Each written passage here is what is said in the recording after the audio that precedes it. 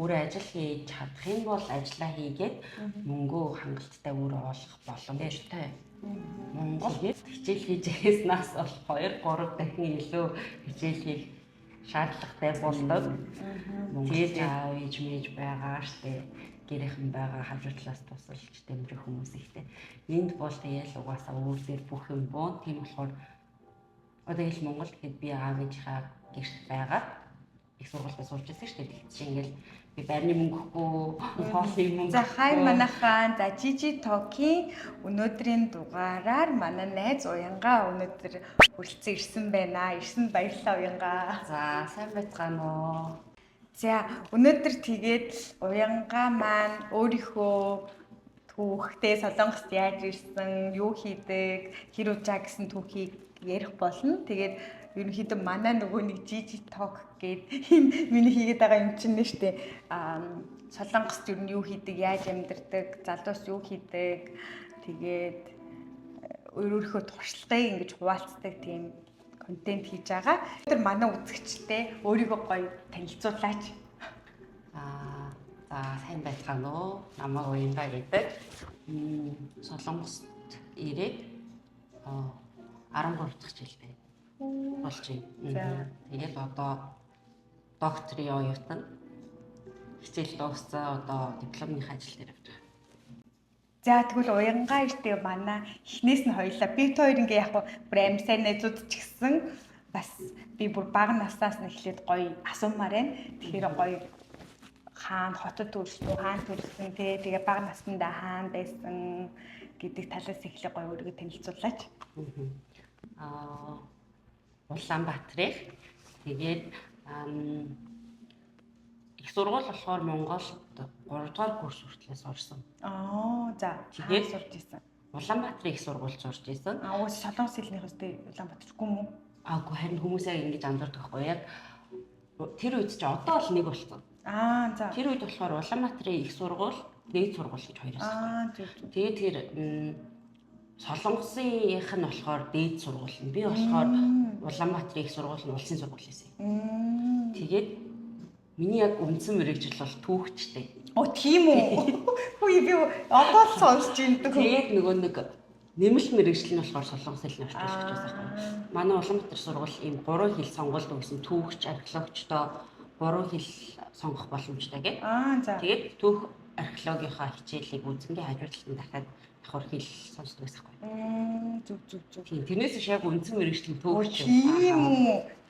Тэсний түүхч шиг Уянгаа түүхч гэж бүр аим сонирхолтой түүхч тэгээд за тэгтээ тэрийг бол төсөөгүй те тийм төсөөгүй тэнд сураад явж байхад яг нөгөө засгийн газрын тэтгэлгийн боломж орж ирлээ гэдэг материалаа явуулж үзэхүүгээ тэгээд материал явуулсан чинь тэнцээ тэгээд нааш ирсэн байхгүй зүг тэр 3 дахь курсээсээ шууд нааш ирсэн гэсэн үг тэгэхээр тийм 3-ийнхаа эхний семестрийг үзчихээд 2 дахь семестрээс ирсэн байна.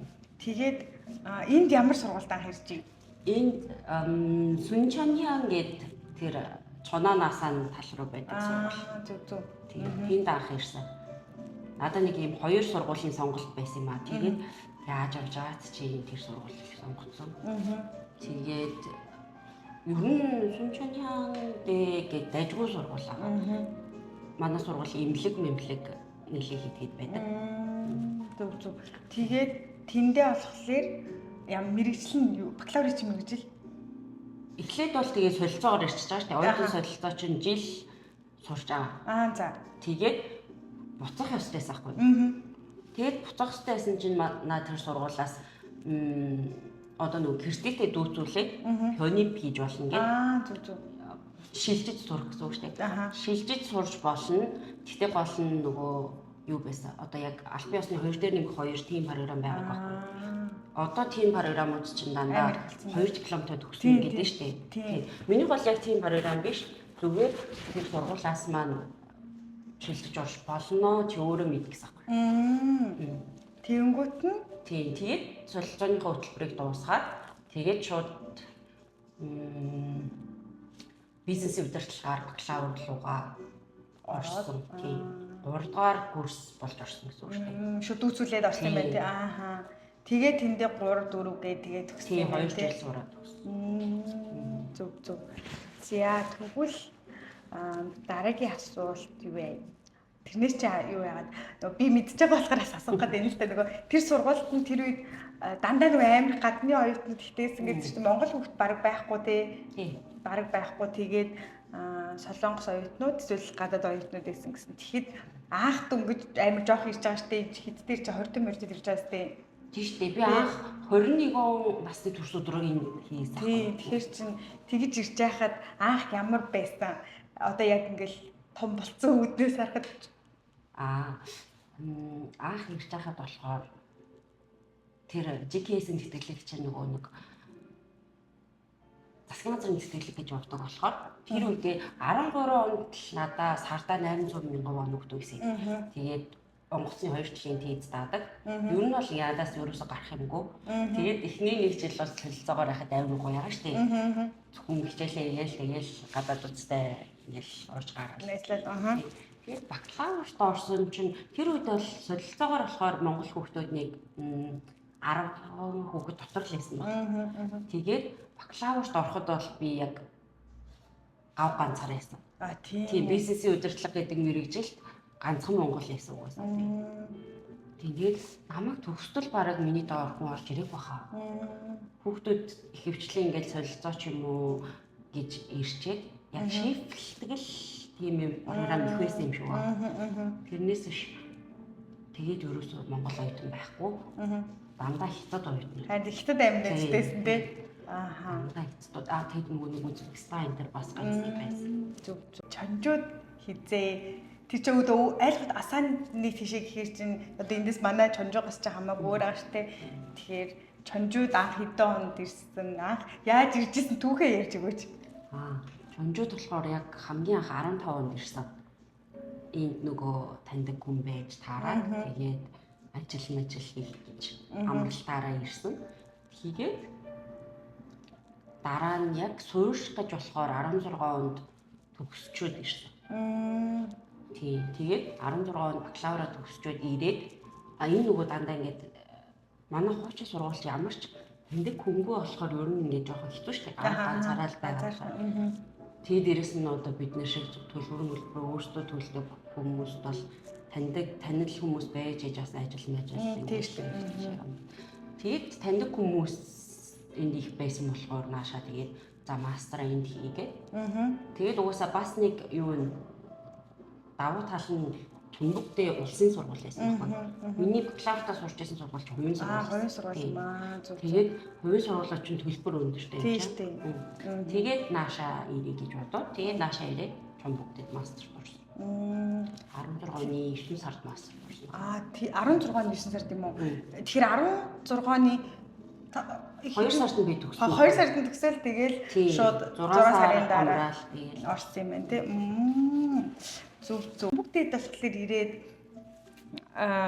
яахад хэр ялгаатай байсан. Одоо Солонгосын өөр нэг сургуульд бакалавра хийчээд ирж байгаа шүү дээ. Тэгэхээр чанжууд ирсэн сэтгэл ямар байсан? Надад бол амар гоё эсэх шүү дээ. Угаасаа ганцаараа болохоор ч тэгэл яг хөө ингээд амар сайн найзуудтай ингээд хамт байдаг ч гэсэндээ ерөнхийдөө монгол хүмүүс чинь нэг өөр шүү дээ. Арай нэг жоохон ойрхон. Тэгээд Монгол ихтэй байсан болохоор ер нь амар гоё байсан. Гоё байсан. Анх энд чонжууд ирэхэд бол аюул гоё байсан. Тэгээд дээрэс нь Түнбэгтэйгийн төлбөр бас арай бага байсан. Тэр үед чинь бүр топикийн 5 6 доор мөнгө ороод ирсэн мэт. Эхнээс семестр өнгөрсөн. Тэгээд ер нь улсын сургууль төлбөр нь бага болохоор надад бол хамаагүй амар юм амархан ч гэх юм уу.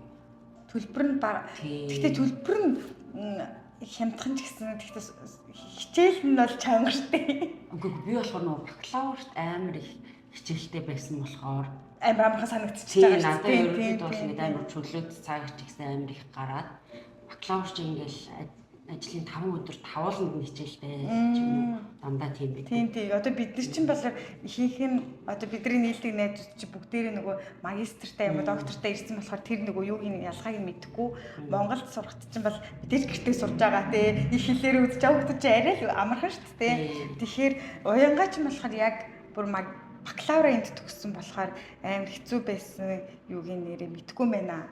Тэгээд миний бас нэг амар хэцүү жоохон хүндрүүлсэн юм нь болохоор нөгөө нэг түүхч гэдэг мэрэгчлээс бизнесийн удирдлага руу би чи ингээд шилжээд ороод гэртээдээ дүүцүүлж байгаа шүү дээ. Тэгэхээр ингээд нөгөө нэг Туян сууг гэдэг байдаг шүү дээ. Одоо нэмэлт хичээлүүд маань тэр бүх кредит нь дүүцэгдээд зөвхөн мэрэгжлийн хичээлүүд үлдсэн байхгүй. Тэгээ би бүр нэг семестрт 7 мэрэгжлийн хичээл үздэг гэсэн юм чинь. Тэгээд надад тэр үед ингээд амар хэцүү санагдаж байж байгаа. Нааш ирээд мастер чинь 2-3 өдөр л хичээл байдаг шүү дээ. Тэгээд кредит нь хамаагүй бага тий. Тийм тий. Тэгээд монголчуудтай хамт ингээд явцгаа чинь. Тийм. Уянгууд тэгвэл одоо яг аль сургуульд доктороо ямар мэргэжлэр юугаар хийж байна гэдгийг гоё хүмүүст ярьж өгөөч. Одоо болохоор яг хөө бизнесийн удирдлагаараа л явж байгаа л да доктор. Тэгтээ энэ хажуу талын хотод байдаг Вонгонбэ гэдэг. Чамбугдээ биш өөр сургуульд орсон. Чи өөр 3 сургуульд дэмжиж байгаа шүү. За. Тэгээд угаасаа Чамбугдээд орох гэсэн чинь манай багш угаасаа тэтгэврт гарах нь болсон. Тэгээд нэг жоох ингээд иймэрхүү юм болоод тэгээд би өөр сургуульд ороод гэтээ мэрэгчлээ болохоор юугаар болгосон. Мастертаа болохоор хүний нүүсэж агаад одоо болохоор Сангсан гоёны үйлдвэрлэл product management болгосон мэрэгчлээ. Тэр нь арай тэгэхгүй ингээд доктор хүртлээ яг дахиад хүний нөөцөөр явснаас ер нь жоохон өөрчлөлт ярих гэж одоо өөрсөж боломжтой ер нь. Гэтэл угаасаа бизнесийн удирдлага гэж л явна тийм гүнзгийрүүлж байгаа нь л тийм. Гүнзгийрүүл судалгаа хийж байгаа нь л тийм болохоос шүү дээ. Тэгээд product management дээр одоо докторийн хичээлээ үзээд дууссан. Тэгээд төгсгөөс өмнө 2 жижиг диплом бичээд тэгээд төгсөх диплом бичээд төгсөх өстэй тэгээд одоо диплом руугаа орж байгаа. За. Тэгээд ялгаа нь хэр вэ? Докторт сурахын ялгаа нь хэцүү байдаг. Ингээ нэг ийм багтаа одоо уянгагийн хувьд болохоор нэг хилэн дээрээ ямар ч асуудал манай өмнөх нөгөө найзууд нэг тулгаа мулгаа өөр сумаа дээр орж байгаа болохоор бүгд л хилэн нөгөө сайн биш учраас аюу хэцүү байсан гэсэн нөгөө тулгамдчихсан асуудал дээрс болохоор уянга чиний хувьд болохоор угаасаа хилний хувьд ямар ч асуудал болохоор өөр одоо талаас нь ямар аюу вэ? Одоо бэрхшээлч гэдэг юм хэцүү юм ч юм уу одоо гадаадд сурахад одоо энд эсвэл мэдхгүй Монголд байж байгаа хүмүүс доктороо Солонгост хий гэж бодож үзэж байгаа ч байж болно шүү дээ. Тэгэхээр яг юу нь хэцүү байна эсвэл яг энд ирж сурал бас энд л сурсан дээр шүү гэж бас өглөх юм юу вэ? Солонгос сурсан дээр шүү гэж. Нэг хэцүү юм бол мастер докторт надад угаасаа тийм амар хэцүү бол санагдахгүй байгаа. Санагдаагүй. Зөвхөн одоо бакалаврт шиг ингээд амар олон хичээлтэй тэгээд завгүй болохоор ингээд хичээхээс өөр аргагүй байдаг бол мастер докторт болохоор ер нь бол өөртөө л юмаа сайн хийх юм болно шүү дээ. Монгол гэсэн тийм байдаг байх л да. Гэтэ угаасаа хилээч хийн хажуугаар нь өөртөө хичээлээ хийх юм чинь тэгэл тэр хэмжээнд хүмүүсээс жоохон хичээн зүтгэлэл шаардна тийм. Тэрнээс биш солонгос дээрч сурахаар бол угаасаа яалтчгүй хөгжил Монголоос төрүүлж явж байгаа болохоор ингээд амьдрахад боломжтой дайжгүй тийм. Тэгээд өртөг мөртгөн ч гэсэн ингээд тийм айхтар өндөр биш. Ер нь тэгээ боломжтой дайжгүй. Хэцүү юм гэвэл яг бакалаврт ирж байгаа хүүхдүүдэд л жоохон одоо нөгөө хичээл хийхдээ тэгээд дээрэс нь бакалаврт ирж байгаа болохоор хэлэн мэдээж олон жил болоогүй жоохон муулаа штэ. Тэгэхээр жоохон хэцүү санагдаад хандардаг хүүхдүүд байдаг юм шиг байлаа. Тэгээд бакалавра дуусгачих юм бол мастер доктор бол айгуу дэжгүй боломжийн санагдсан надаа. Мэдээж тэгэл Монголд ч Солонгос тэгэл диплом бичих бол угаасаа хэцүү л байлгүй дайрлах нь тийм. Диплом бол хамгийн хэцүү. Хичээл хэцүүгүйгээ. Хичээл үзэх зүйл бол хэцүү юм бол өөрөө нэрээ жоохон сэргэлэн багш нарынхаа нэг болцдог. Тэгэл яг хийх ёстой юмаа цагт нь хийгээд тогтвол багш нараа нэг тийм амар яагаад гэдэггүй те. Зовоогоод байдгүй те. Диплом бол тэгтээ хаач хэцүү байх уу? Монголд ч хэцүү байх. Тийм үү. За манай Чонжуу хотын заяа. Одоо Чонжууд хэдэн жил болж байна? 15 онд анх ирсэн гэхээр чи 11 жил болж Чонжууд. За Чонжуугийн юу нь амар гоё таалагддаг вэ? Юу нь чамд манайх таалагддаг вэ? Чонжуу юу? Стресс багтай. Ядчил машин төгжрөхгүй, зам нь баг төгжрнэ. Тэгээд өртөө ч гэсэн байж шүү дээ. Одоо байр хөлслөх тал дээр ч юм уу. Тэгээд олон сургууль байгаа болохоор залуучууд ихлээ. Хамгийн гоё юм нь одоо стрессгүй тий дээрээс нь их амар одоо ингээд бусан ч юм уу тийм том хотууд ч ингээл амар өндөр барилгууд ингээл баахан гүүрний дээгүүр доогоор гişээ яваад энд тийм байхгүй болохоор ер нь одоо ингээл өглөө ажилдаа ч юм уу хичээлдээ гарыг гэх юм бол тэгэл яг л хүчрхгүйгээр шахуул тий 5-10 минутын дайтай эрт гараал ингээл стресс багтай амар таалагддаг юм. Тийм шүү тий. Нэг танжоо метрогүй тий. Метрогоо нэг жоохон нэг сул таална метрогоо тий. Тэрнээс биш өөр нэг хэлээд байх юм бол байхгүй. Илүү тухтай. Одоо жишээ нь чамаа одоо нүгээд өөр том хот руу явна гэвэл яг уу. Одоо амьдралын шаардлагаар хэрвээ тэнд ажилд орох болоод ч юм уу ингээл нөхөр дагаад явах юм бол явах лайхалаа. Тийм гэтэл аль болох эндээ байх юм бол айгуу дэжгүй санагддаг шүү дээ. За одоо чөлөө цагаар юу хийж ийн одоо сурахаас гадна өөр юу хийж ийн ажил хийж ийн үү эсвэл чөлөө цагаар юу хийж өнгөрөөж байна? Нэг юм хийхгүй л байгаа. Одоо ерөн сүүлийн 1-2 жил хичээл үзэж ийн гэж сайхан амраал байж лээ. Тэгээ хүүхд маань одоо 2 дугаар анги. Тэгээд хүүхдээ бас энэ тентхийн одоо ингээл сургалтанд өргөж өгч аваад энэ чинь хүүхдүүд чинь юунд ч явах байх гэж байхгүй шүү дээ. Тэгээд янз бүрийн сургалтанд хүргэж өгч аваад тэгээд дипломо эхлүүлсэн байгаа. Тэгээд угаасаа түрүүчийн семестр болтол угаасаа хичээлдээсэн болохоор. Ер нь тэгээд ингээд одоо докторт ороод ирэхээр одоо ингээд бас нэг тийм сүртэй ажлыг сонирхож байна. Бид нар одоо ер нь гэр бүлэрээ дандаа амьдарч байгаа болохоор тэгээд дээрэс нь хүүхдэд бас цаг маг хэрэгтэй болно шүү дээ. Оюутан байхны нэр одоо дүүнер мөнөртэй хандаад заяа одоо шинээр бакалавр ирж байгаа хүүхдэд амирх бааш те. Тэгэхээр чи бакалавр байхдаа ямар ажил хийж байсан, ямар ажиллах боломж хэр байдаг нэгдүгээр магистртаа бас ямар цагийн ажил хийгээд бас мөнгө хураах ч юм уу төлбөрөө төлөх боломж нь хэр байдгийн талаар ярьж өгч өмнөх юмнуудаа одоо угаасаа тийм шүү дээ. Бакалавр угаасаа яг уу ингээд цаанаасаа би болохоор дан хятад хүүхдүүдтэй сурдаг байхад хятад хүүхдүүд болохоор дандаа аав ээжээс төлбөр авдаг. Би бол угаасаа аав ээжээс төлбөр авахгүй байсан болохоор өөрөө л тэгээл ажил хийгээл хагас бүтэн сайн өөр хот руу явж ажиллаа. Тэгээл ажлын өдрүүдэд орой 4-өөс мөн 5-аас орой 9 хүртэл тэр хавийнхаа хоолны газар зөөгч хийгээл. Тийм тэгж л ерөнхийдөө яг семестрийн үеийн гарынхаа мөнгийг бол тэгж болно хэрэглээнийхаа мөнгийг. Тэгээд амралт нь болохоор монгол шиг биш ээ. Монголч аягүй богинохан амралттай. Энд чинь болохоор яг 2 семестр байгаа. Тэгээд дээрэс нь 2 удаа яг адилхан 2 сар хагас амарна. Тэгээд тэр үеэрээ төлбөрөө хийн. Тэгээд хэлтэй мэлтэй гайгүй хүмүүс нь бол яг уу ингээд гайгүй ажиллаа хайгаад болоод явчихна. Тэгээд өнгөж бакалаврт ирж байгаа хүүхдүүд бол мэдээж их хэл шаарддаггүй хуудал эсвэл ингээ хоолны газрын галт гоож тиймэрхүү ажил хийн. Зөөгч хийх чинь бас гайгүй хэл шаарддаг шүү дээ. Тэгдэг. Тэгээд ерөнхийдөө дандаа тиймэрхүү л ажил бол хийдэг байсан баг мастераа дуустал ахгүй хийсэн баг. Тэгээд солонгост ер нь өөртөө ажил хийж чадчихлаа юм бол миний туршлага дээр бол төлбөрөө ч гэсэн өөртөө хийгээд өөртөө хэрэглээнийхэн мөнгөийг олоод амьдарч боломжтой. Өөрөө л чадчихвэл өөрөө хичээж зүтгэлтэй байдаг тууштай байвал.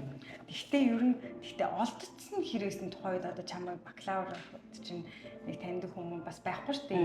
Тийм газар очиход ажлаа яаж олж исэн ч юм уу олдсон хэрэгсэн. Би болохоор нөгөө хятад хүүхдүүдтэй нэлийн гайгүй сайн найз байсан болохоор ер нь хөвчлэн тэгэл огт танихгүй шиг дан дээр очивол би ажлыг илэрхгүй шүү дээ. Тэгээд танилаа тэнд нэг тийм ажлын байр байна гинэ ажиллахгүй гэдэг юм эсвэл хүний сонсон ч гэдэг юм эсвэл зүгээр ингээ хоол идэж явж байгаа л одоо ийм нөгөө иммунер захирлын сажааны юм дээр байгаа шүү дээ. Тэнгүүд ингээд ханаас ирсэн гадаад хүүхнүүд одоо гэж байгаа л. Тэд нар ч бас ингээ аав гадаад хүүхүүд болохоор гэж жоохон тэр үед хойртой дөнгөж байсан болохоор ингээд бас өрөвдөх сэтгэл төрөө шүү дээ. Тэгээд чи манад ингээ ажиллахгүй барахгүй ч гэдэг юм.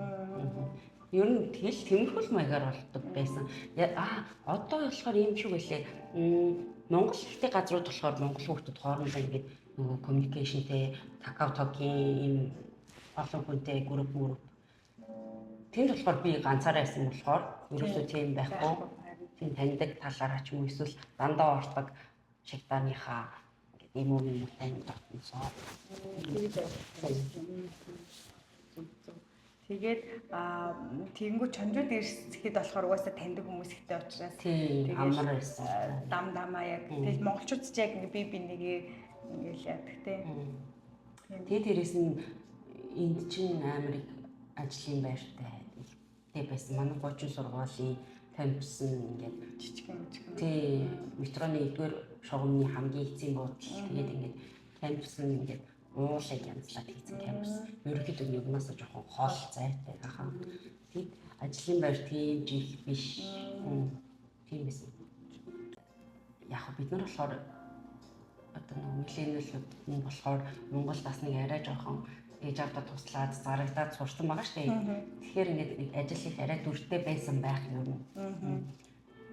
Сүүлийн үеийн хүмүүс болохоор жоохон угаасаа ийм хүмүүстэй яаж өсөж чинь тэргээ адилхан л сүүлийн үеийн хүмүүс өсөдөг байл үү гэдэг бодлоо.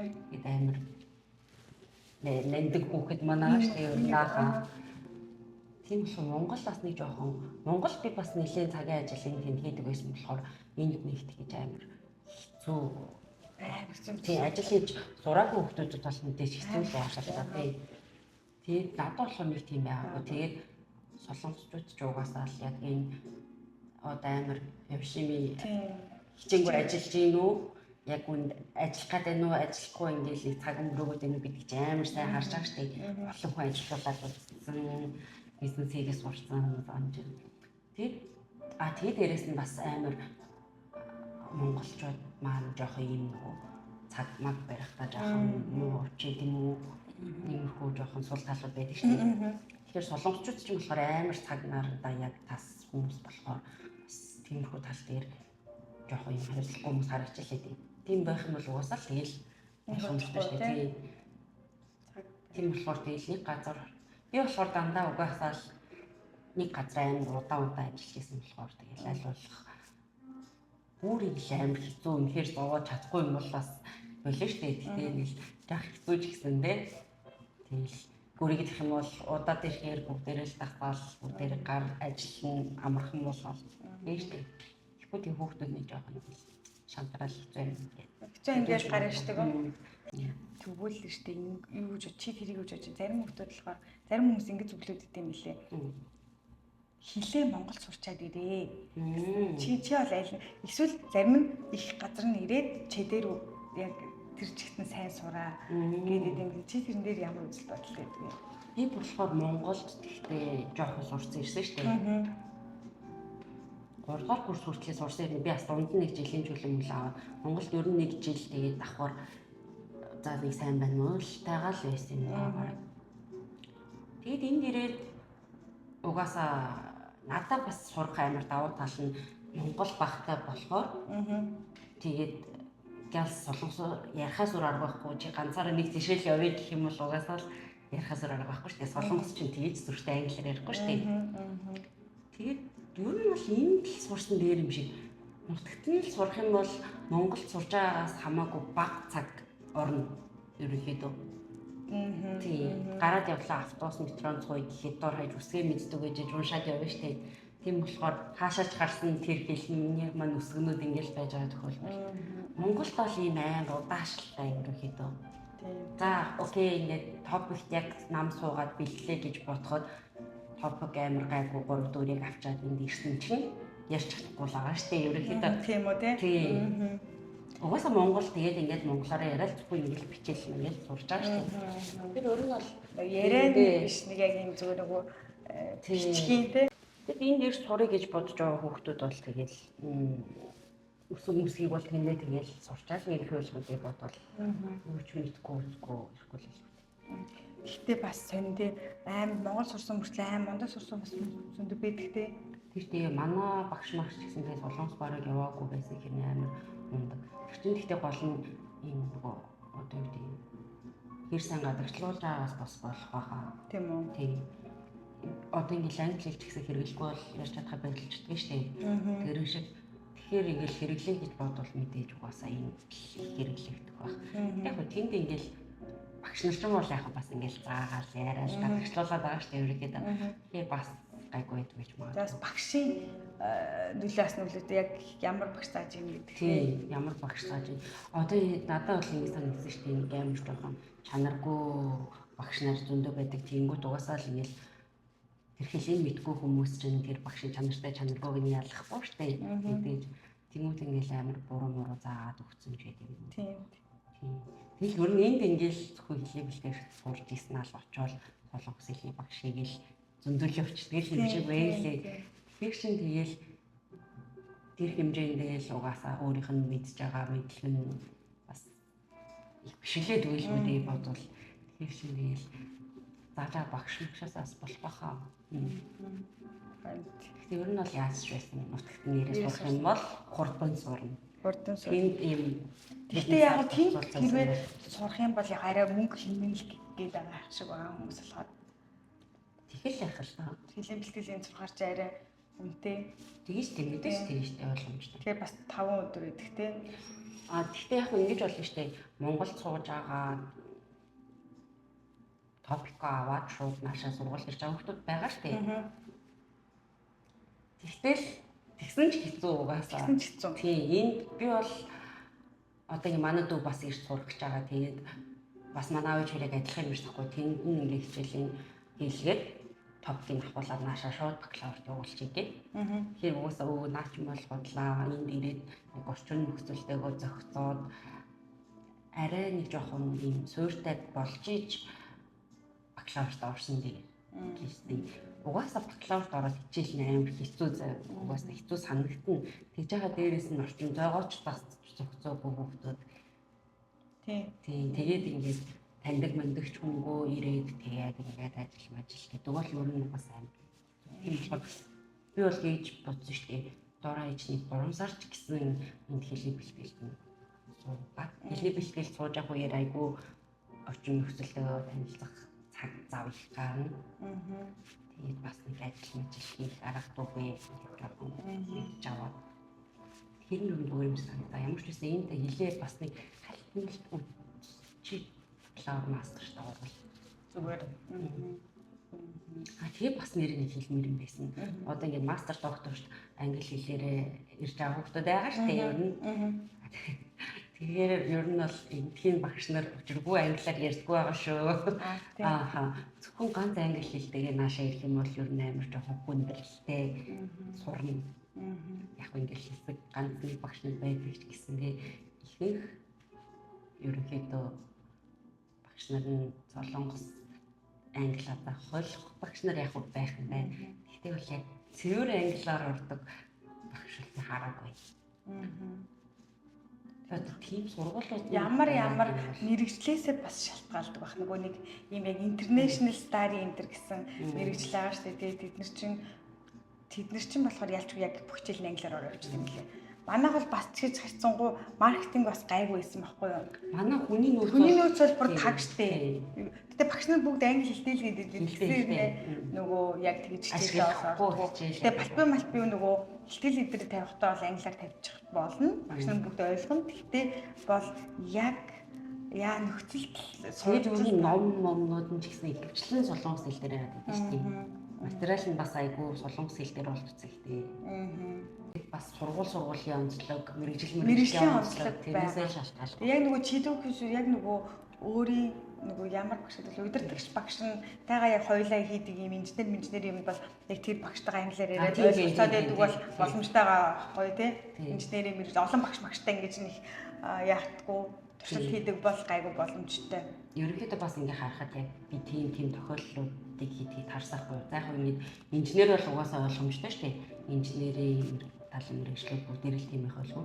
Тэгээд одоо ийм ухааны талын хичээл сонгож ирсэн хэрнээ одоо амар гоё IELTS-ийн TOEFL-ийн орнотой байгаад идэг. Тэгэхээр энэ хичээлийнх нь их материалын солонгос хэл дээр багш нарын цаанаас нь өгөөд ч юм уу ингэж байдаг. Ийм тохиолдлуудыг хийдгийг харсаахгүй. Тэгэх баг. Тэгэхээр бас хэрвээ яг англи хэлээр зөвхөн английнхаа оноогоор ирэх гэж байгаа бол тэр сургууль яг хичээл нь хэрэг яг англи хэл дээр ордоггүй үгүй гэдгийг амар сайн судалж аваад ирсэн юм. Тэгэхгүй л ингэ амар хүндрэлтэй тулгарна шүү дээ. За тэгвэл л штэ би дараагийн асуулт ингэж асуумаар юм. Хүн болгон ингээл гадаадд сурах гоё солонгостой амар гоё гэл дандаа гоё юм ярьдаг штэ тий. Би ч гэсэн нөгөө анх яхахтаа гоё гэж бодоолаа. Хинч надад хэцүү шүү гэдгийг хэлж байгаагүй. Тэгэхээр чиний бодлоор ингээд яг дүүнэрт ирэх чаа хүмүүстэд ч юм уу бас ийм байдаг шүү. Тэрийг сайн бодолцоороо гэх нэг зөвлөмж. Би одоо ганц солонгос сурсан болохоор тэгээд өөр орн бас яадаг юм хэлэхгүй л дээ. Гэхдээ Монгол хичээл хийж яснаас бол 2-3 дахин илүү хичээл хийх шаардлагатай болдог. Тэгээд дээрэс нь Монголд ч аав ээж мэж байгаа штэ. Гэрийнхэн байгаа хажуу талаас тусалж дэмжих хүмүүс ихтэй. Энд бол тэгээл угаасаа өөр дээр бүх юм боо. Тийм болохоор одоо ил Монгол гэхэд би аав ээжийнхаа гэрт байгаа. Их сургуультай сурч байсан шүү дээ. Тэгчих ингээл би байрны мөнгө өгөхгүй, хоолны мөнгө өгөхгүй. Тэгээд хоолын мань баг хийгээд өгч юм шахав. Тийм байсан болохоор тэгээл одоо энэ бол ямар ч байсан өөрөө ажил хийж чадах юм бол ажиллаа хийгээд мөнгөө хангалттай өөрөө олох боломжтой. Тэгээд тэгэнгүүтээ гол нь тэгэл өөртөө яг амар жоохон төвчээртэй л байх бах та. Одоо ингээд би бол бакалаврт Монгол солонгос хоёуланд нь сурч ирсэн болохоор ингээд ялгааг мэдээд байгаа байхгүй. Монголд бол ингээд амар сүртэй ингээд унтаж чадахгүй хичээлээ хийгээл дүнгээ гаргаад байсан юм бол тэр үлээ гомжаад тэгэхээр ингээд гайгүй гараал ингээд яваал байсан. Тэгээ энэ дээрээ бол бүр ингээд номын санд ингээд хэд хоног ингээд нойргүй шүн болгоно номын санд цугаад өдөр нь угаасаа хичээлдээ дахин ажилтдаг шүү дээ. Тэгэхээр хичээлээ цаг юу шүн л болж байгаа шалгалтын үеэр тэр юм. Тийм болохоор ингээд Монгол байснаас амар их ийм хичээл зүтгэл жоох ийм төсвөр төвчээр шаарддаг юм бэ лээ. Тэр зорилготой үнжил байхгүй бол тэгэл одоо яг ингээл хөлбөр одоо цаанаас нь өгч байгаа тэтгэлэг авсан ч юм уу тийм байх юм бол яг гайгүй л ахалтай. Ээж аав нь төлбөрийн өгсөн ч гэдэг юм уу. Тэгэхээр ингээл угаасаа 4 жил сурах бол 4 жилийг ингээд чинь мэдээж Монголд авах хүмүүст амар хэцүү шүү дээ. Тийм болохоор тэгэл өөр амар амар сайхан гэж бодож бол ирж болохгүй. Энд ингээд бүх юмны мөнгө өөртөө буун байр хайхаас ахуулаад тэгээл ерөнхийдөө сэргэлэн байхыг шаардна. Гэхдээ солонгос бол ер нь сонсож байхнаа өөр улсыг бодоход ийм амар гоё өөрөө ажил хийж чадчих юм бол амьдрах боломжтой гэж өөр орны хүмүүс тэгж ярьдаг юм лээ. Одоо энд амьдарч үзсэн хүмүүс. Энэ болохоор тэгээд анхнаасаа жоохон хичээл зүтгэл гаргахгүй болохгүй шүү л гэсэн бодолтой л ирэхгүй бол. Тэрнээс шүү ер нь бол амар боломжтой шүү. Тэгээд дээрэс нь гоё сургуулиуд руу аплай гэж үзээрэй гэж бас зөвлөмөрөө.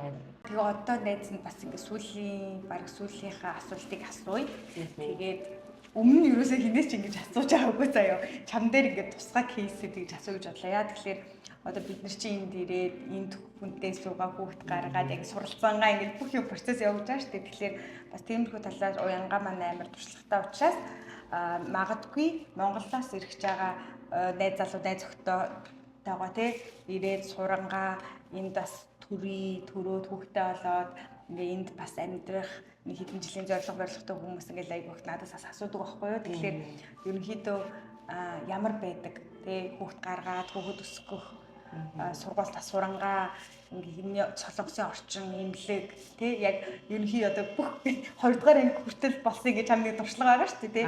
Тэрнийхээ талаар ерөнхийдөө гоё товчхон гоё ярьж өгөөч.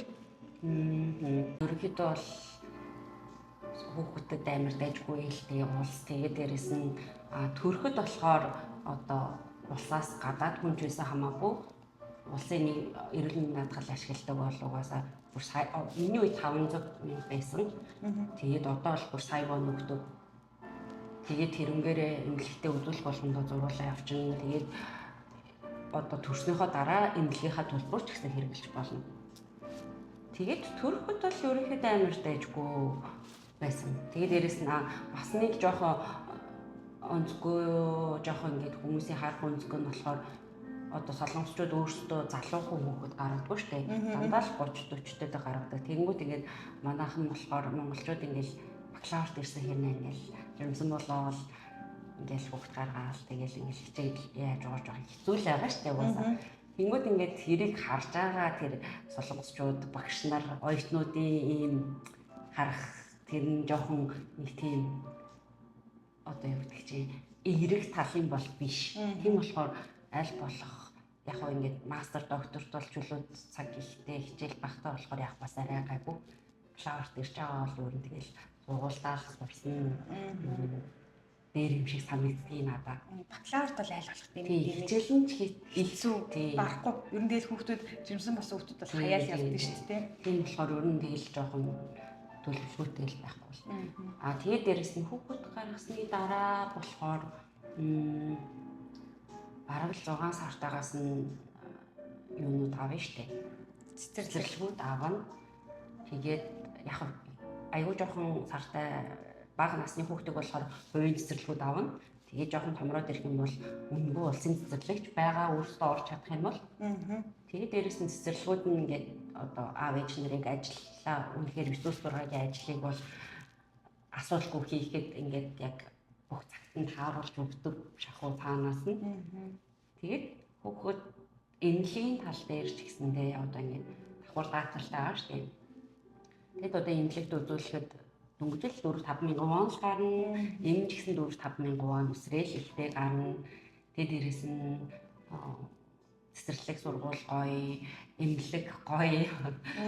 Тэгээд хүүхдтэйгээ одоо хүүхдээс ашиглуулъя, хүүхдтэй янз бүрийн activity хийлье гэх юм бол зориулсан ийм байгууламж тэгээд тийм гоё тохирсон газрууд айгүй ихтэй.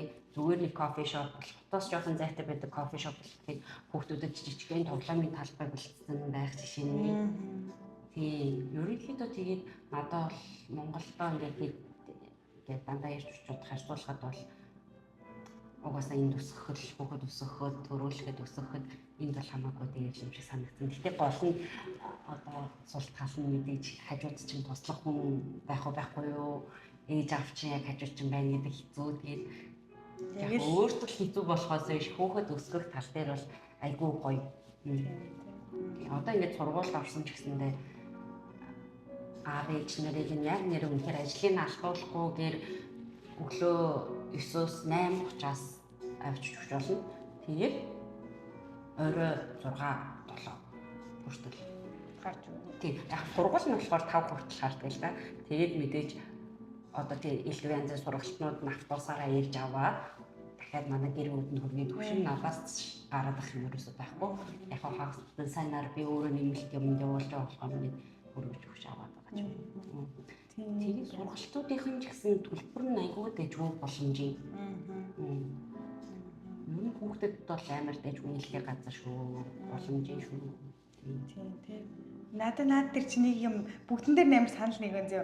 Нэг юм нэмэхэд нөгөө цэцэрлэг нь өглөө гэрээс ирж яваад орой гэрүүд нь сүргэж ёо тэр бүр миний бүр зүгээр яг тэгж аим хичээлтэй тэгэл ажил бүгдийг амар өнгөвчлж амж.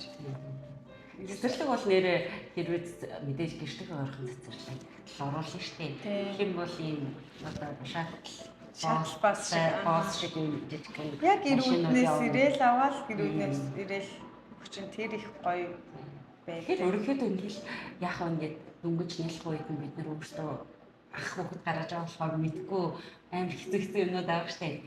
Тэр үе жоохон ганцаараа болохоор ч юм уу ганцаардах мэдгүй чадахгүй гардаг болохоос биш. Тэгээ яах жоох хэл шаардах байх л та. Тийм чи хэл аим шаардлагатай. Түнлэж айлчаалуулж яхад тэгээд нэрээ тэрнээс шалтгаалж бас амар апдейт хийгдсэн хэлний төвшин минь надад ч жирэмсэн болонгууд чинь бүх юм маань нээврээс өөрөө уншиж судалж байгаа. Тэг үг хэллэгээ. Тэгээд төрсний дараа тэгэл хүүхдтэй ч ерөөс ингээл танилцаад бүх солонгос хэлтэй танилцаад явж байгаа нөгөө бор хоолнд орох тангийн ингээл бүгдийн тэ. Тэгэхээр тэр дараа нь штэ ажилд орсон чи аим хэрэг болсон ш надаа. Яг тийм өгнүүд чи аим ингээл ядчил нэг жижиг сажиг юмд явахад эмчнэр ирээл явахад л үг тэр үгээ мэддэг байгаа юм чинь. Тэгэхээр төрөөгүй хүн бол мэдгүй байх боломжтой тий. Тийм байсан шүү. Тэгэхээр хүүхдэд аягүй дэхгүй. Олон жоохон өөрсдөө ганцаараа болохоор бол жоохон ядуул ихтэй байдаг. Зүү шүү бас хэцүү тий. Гоё хүүхдэд амар ээлтэй, ээжт нь ээлтэй, аавт нь одоо тэгээ гэр бүл амар гоё. Тэгтээ бас яг ингээл аваачаад өгчийгээ туслах хүн байхгүй гэдэг нь бас хүнд амар тийм сэтгэл зүүн юм өгдөг байх гэд бодсон. Тэр үед болохоор одоо ямар болио гэлтийн биш тэгэл ингээл хүчтэй хэмнээ өөрийгөө дайчлал ингээл даваа гарсан байхгүй. Одоо бодоход яаж давж гарсан юм бол тоо гэд бас нэг юм айц ч юм уу одоо нэг юм сонирм юм үүссэн байгаа даа байхгүй. Одоо ингээд бодохоор тухайд болохоор хэцүү байгаа мэдгүй л тэгэл амьсгатал ингээл даваал гарсан л аа. Одоо ч гэсэндээ гэхдээ бас мэдээж угаасаа гадаадд хүүхдээ өсгөж байгаа бүхэл аав ээж нарын хэцүү тал байх л та. Одоо ингээд заримдаа яг хүүхдээсээ голдоод өөртөө цаг авмаар байгаа үеуд байгаа штеп. Эсвэл одоо ингээд ихнэр бүр хоёулаа бас заримдаа хоёулаа өнгөрүүлмээр цаг өнгөрүүлмээр тэнгуүт чи яг ингээд тийм байхгүй юм чинь.